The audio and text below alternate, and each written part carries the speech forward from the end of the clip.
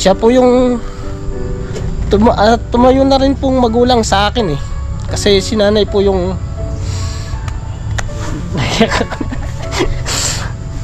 mga ka-business, si nanay. So yan o mga kapapi, Kaagapay po, please support po natin si Kaagapay, nagnanais na makatulong sa ating mga kababayan. Alright? Business, tanan mga ka-business, mariyog ko, support natin si Kaagapay. Grabe butan, yun siya kayo, pero may ginag-support ba sa tua? So yun, sa mga Tagalog naman, pakisuyo po, supportahan natin si Kaagapay. Diba? Solid din po itong sumusuporta sa atin, grabe, laging nagpo-comment. Ayun, salamat din sa suporta mo. Ayun, balikan naman natin yung ginawa niyang kabutihan sa atin. Maraming salamat ka-business bro, ayan kilala. Kaagapay, support natin. Maraming salamat. Ayan po si Lola. Lola, gandang gabi po. Magandang gabi rin. Iyo. Bless ako Lola. Bless ako. Bless. Ayun po. Ano po Lola, kamusta po kayo? Mabuti. Mabuti po kayo. Mabuti. Mula naman karamdaman. Opo. Masigla ang katawan ko. At masaya ang aking isip. Wala akong iniisip na hindi maganda. Oy, sila. Puros mabuti. Opo. Na pagbutihan ako sa aking karamdaman na mabigyan nila ako ng habang ako buhay pang nangang-ayos. Opo. Bigyan nila ako ng lahat ng kailangan ko. Opo. Oo, gano'n ang ano. Lola, matanong ko po, ilang taon na po pala kayo? Ako, Opo. 1940 ako pinanganak. July 23 ako eh. 1940, July 23. Oo. Mahina ako sa mat, Lola. Sa 80, ano siya yan? Sa 84. 84 na daw po, sabi ni nanay. Yung aking edad. Kasi 1940. Opo. Dito po pala kayo natutulog. Ayos lang po ba kayong tulog niyo dyan? Komportable naman po kayo? Ayos naman ah. Mayroon namang ilaw eh. Ayaw po. May ilaw, may bubong. Mag-ilaw talaga ako. Mahirap po ng ilaw eh. Ayaw po. Madilim. Hindi na po ba kayo dati po kasi ano eh, di ba? Lagi namin kayo nahanap. Hindi na kayo lumalabas. Bakit hindi ako lumalabas? Bakit ba? Dati nahanap namin kayo kung saan kayo nakakarating. Naalala niyo po ba yon? Naghahanap akong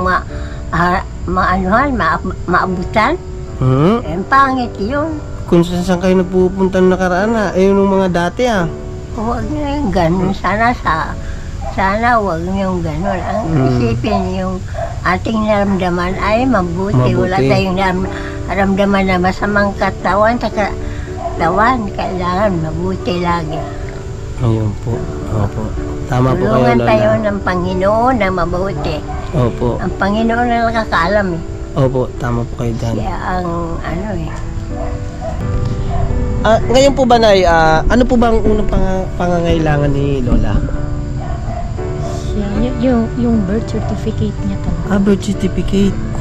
Sa pagkain naman, kahit pa paano, nakakaraos. Pero yung birth certificate na hindi ko alam kung saan ako mag-i-start, sino ang lalapitan ko ngayon yan. Kasi kailangan talaga maano ko na, makilos ko na yung birth certificate ni nanay. Kung Mga ka-business namin minamahal, si nanay po ay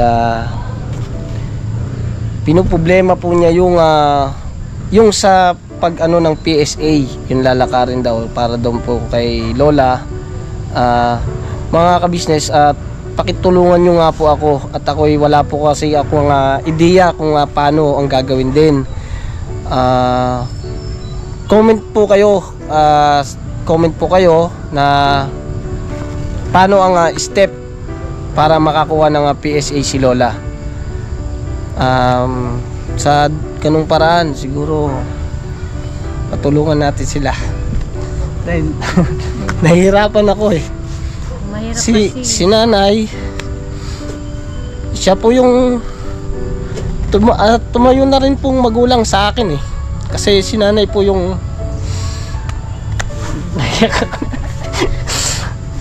mga kabisnes, si nanay, napakabait po niyan. At saka, ano po siya sa amin, puro rin po pangaral. Yung sa kababata ko, wala pa po kasi siya ngayon. Bali, ang kailangan ko pong gawin, sa ganitong paraan, matulungan ko sila. Hindi ko alam kung anong tulong gagawin ko. Kayo lang po ang nakakaalam nun. Meron pa po siyang problema sa ulo niya. Si Lola may mannerism. Siguro sa ganito nga talaga. Kaya siguro sila ang napili ko para matulungan. May problema pala sila. Kung bahala kung saan yung gagamitin. Ano po? Ito na, kulit ng aso yung nanay yun. Mga kapaps, mga ka-business namin, minamahal yung aso nito. Ito po, Nay. Kamay, Nay. 1 2 3 4 5,000, Nay. Uy! Nagpapasalamat ako sa Panginoon kasi talagang matagal kong pinagpipray kung paano ko ba malutas yung problema ko. Salamat po dito sa grupo ng ka-business.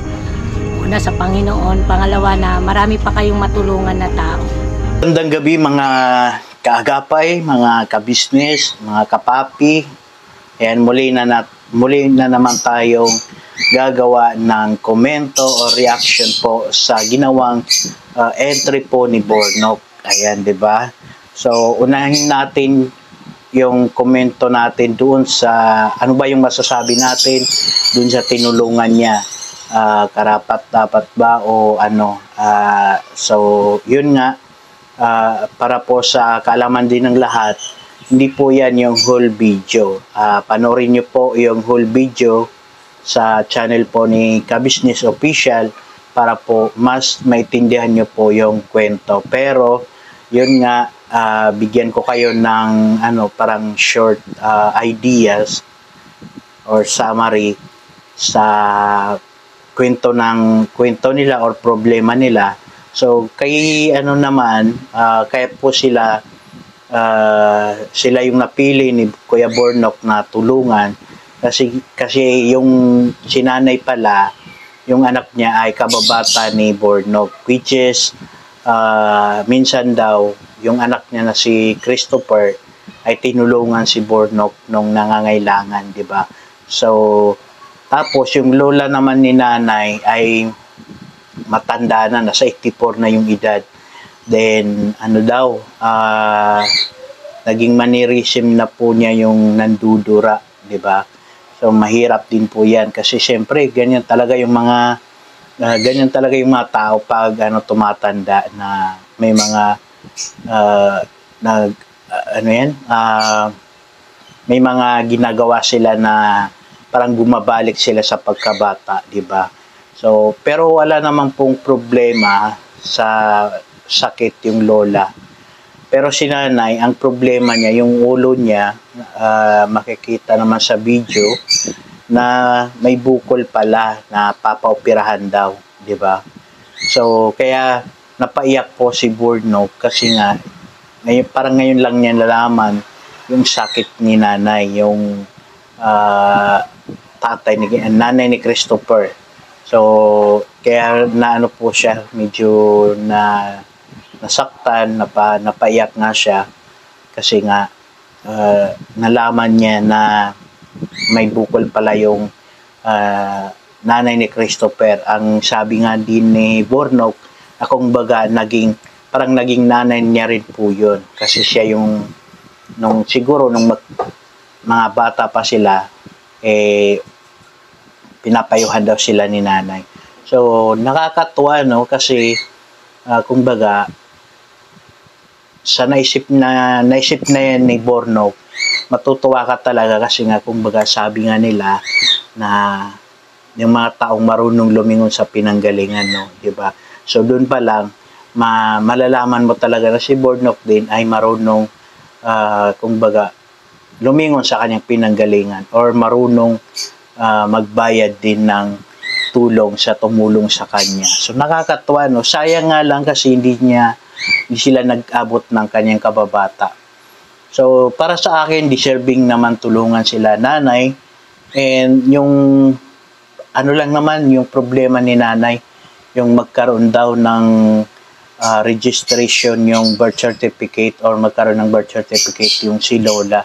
Kasi siyempre, malay nyo, umabot ng 100, ano din yan, magkakaroon din yan ng parang insurance na yung para sa mga matatanda, di ba? Sa malaking tulong din yun. And siyempre, kailangan din yan sa mga bagay-bagay, pag may mga pinaprocess, kailangan din yan ng isang tao.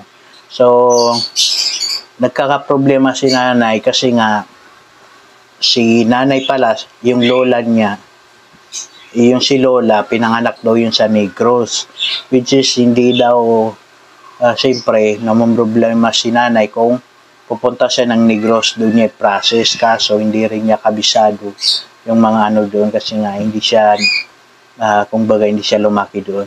So, sa akin naman, pwede naman nila i-apply dito sa Maynila. Mas mabilis pa nga dito eh. Kasi pwede mong idiretso na lang sa idiretso kagad sa sa PSA. So, mas maganda dito na lang, kaso dito din yung magiging birthplace niya. Kumbaga, yun na lang yung mailalagay sa papel na dito siya pinanganak, diba? Para mas mabilis lang din. Hindi na yung sa Negros kasi talagang mahihirapan siya kasi pupunta pa siya doon. Aliban lang kung may kakilala siya na mapagkakatiwala nila na pwede lang bigyan ng pera na ikaw yung mag-process dito, i-register doon, tapos dito na lang nila i-follow up sa PSA. Kung meron man, mas maganda rin yun kasi mas mapapabilis din. Kasi once na ma-register na doon sa PSA na Negros, pwede na dito i-follow up kaagad-agad. Mas mapapabilis pa yung proseso.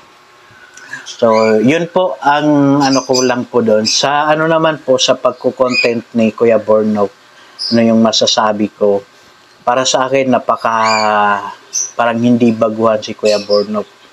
Magaling siyang humawak ng camera. At the same time, nagagawa pa niyang parang comedy yung intro niya, di ba? Nakakatuwa po yun. And grabe, doon ko lang din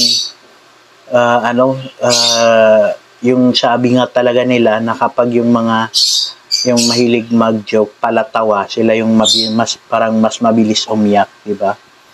So, para sa akin, okay na okay yung way na pagbablog ni Bornok. Ayan. Maganda naman siya mag-deliver ng mga sinasabi, mga tinatanong, hindi nakaka-offend. Kasi yan yung isang bagay na minsan iniingatan din po ng mga vlogger kung paano sila kakausapin yung tao na hindi ma-offend, di ba? Kasi minsan may mga natatanong tayo na hindi pala pwede, di ba? So magaling siya magtimpla ng kanyang vlog. Good job si Kuya Bornok. Para sa akin, so far, kung basehan yung galing or skills sa pagbablog, para sa akin, ang nangunguna ngayon, si Bornok at si Nika. Pero yung iba, hindi ko pa nagawa hindi ko pa napanood. So, magkakaalaman na lang sa final, ayan. Pero parang depende, yata sa views. Pero yun, sana, kung sino man ang manalo sa kanila, ay lahat naman po sila deserving. And lahat sila, may talento. Pero yun nga lang, hindi lahat may ilalabas sa ngayon. Siyempre, mga first timer pa yan. Pero yun nga talaga, si Bornok at si Nika talagang parang hindi first timer. So, kudos po sa kanila. So, yan lang po. Maraming salamat po sa ating mga viewers. Ayan, sa mga hindi pa po Follow po sa Kaagapay. Ayan, paki-follow po. And syempre kay Kuya Ka-Business and kay Papa Dins and sa Ka-Business family. Ayan, pa-subscribe po sa kanila. God bless po. Maraming salamat.